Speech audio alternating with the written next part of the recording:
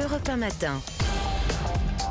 Place à l'édito politique sur Europe 1 avec Le Figaro. Bonjour Alexis Brézet. Bonjour Dimitri, bonjour à tous. Depuis 3 jours, Alexis, les propos de Jean-Luc Mélenchon qui refuse de condamner clairement les attentats perpétrés par le Hamas ce week-end et de reconnaître leur caractère terroriste font des vagues dans son camp. Croyez-vous, Alexis, que nous sommes en train d'assister à la chute finale de la NUPES ? Je vous avoue Dimitri que je l'ai cru samedi matin alors que nous arrivaient les horribles nouvelles en provenance d'Israël. Lorsqu'est tombé, après de longues heures de silence, le communiqué des Insoumis, ce communiqué de la honte qui renvoie dos à dos Israël et le Hamas, j'ai pensé que les communistes, les Verts, les socialistes, qui eux n'ont pas attendu, pas tergiversé, pas finassé, qui ont condamné sans réserve cette abomination absolue, le massacre délibéré de populations civiles, l'enlèvement de femmes et d'enfants, j'ai pensé à ce moment-là, un peu naïvement peut-être, que cette fois, Jean-Luc Mélenchon était vraiment allé trop loin, que ses alliés, qui ces temps-ci ont avalé bien des couleuvres, depuis le soutien apporté à ce féministe exemplaire qu'est Adrien Quatennens, jusqu'aux frasques financières et aux écarts de langage assez peu inclusifs de Sophia Chikirou, je me suis dit que ses alliés n'allaient pas, sur un sujet 1000 fois plus grave, lui pardonner cette faute-là, que la rupture cette fois était inévitable et que la NUPES avait vécu. Je l'ai cru. Mais je vous avoue que 3 jours plus tard, je crains fort de m'être trompé. Qu'est-ce qui vous fait croire cela, Alexis ? Les propos peu glorieux des alliés de Mélenchon eux-mêmes. Quand Elisabeth Borne, constatant l'évidence, dénonce l'antisémitisme masqué de LFI, que lui répond le communiste Fabien Roussel ?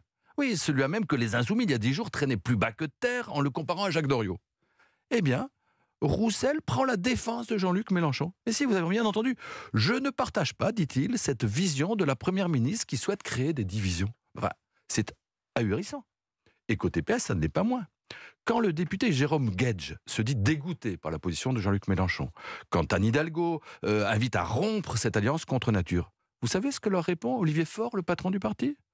Que certes, il faudra parler un jour de la NUPES, mais surtout pas aujourd'hui. Et pourquoi ? Parce que, dit-il, je cite, ce serait indécent de parler de l'avenir d'une alliance électorale quand on parle de vie et de mort et d'un conflit qui peut embraser le Proche-Orient. Indécent. Oui, il faut oser.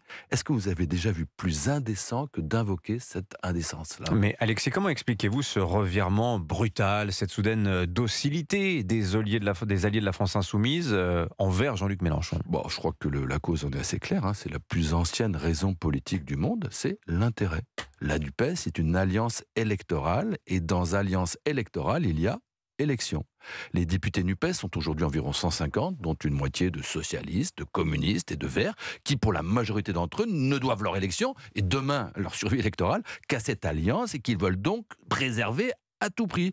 Et pour sauver leur assurance vie, ils sont prêts à cautionner celui qui refuse de condamner les violences physiques en marge des émeutes ou des manifestations, qui braille la police tue sans jamais dénoncer ceux qui la visent, qui laisse ses élus jouer avec un ballon de foot figurant la tête d'un ministre, qui a défilé au coude à coude avec des islamistes patentés, et maintenant qui pactise avec la barbarie en expliquant en substance que les Israéliens l'ont bien cherché.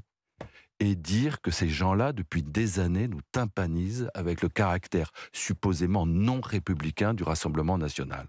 Mais si ces alliés avaient le 10e des valeurs morales qui portent en bandoulière, ils auraient déjà rompu définitivement avec Jean-Luc Mélenchon. L'édito politique sur Europe 1. Merci beaucoup Alexis Brézet. Vous avez parlé de Marine Le Pen précisément. Elle est sur Europe 1 ce matin. Dans 10 minutes, Sonia Mabrouk reçoit la présidente du groupe RN à l'Assemblée nationale. Elle est l'invitée de la grande interview Europe 1 CNews. Je signale la une du Figaro également évidemment consacrée ce matin à Gaza, le siège avant l'offensive dont nous parlions à l'instant avec Vincent Hervouet. Je signale aussi cet entretien passionnant avec l'ancien patron du Shin Bet qui estime, donc c'est le renseignement intérieur israélien, qui estime inévitable l'assaut terrestre à Gaza. Merci Alexis. Il est 7h56, très bon début de journée avec Europe 1. Nous sommes le mardi 10 octobre. Et nous fêtons ce jour Saint Daniel qui, un an après la mort de François d'Assise, débarque près de Ceuta sous domination du sultan de Marrakech. Il finit inévitablement décapité. Soyez les bienvenus sur Europe 1 si vous nous rejoignez. Dans la prochaine heure, la revue de presse d'Olivier Delagarde qui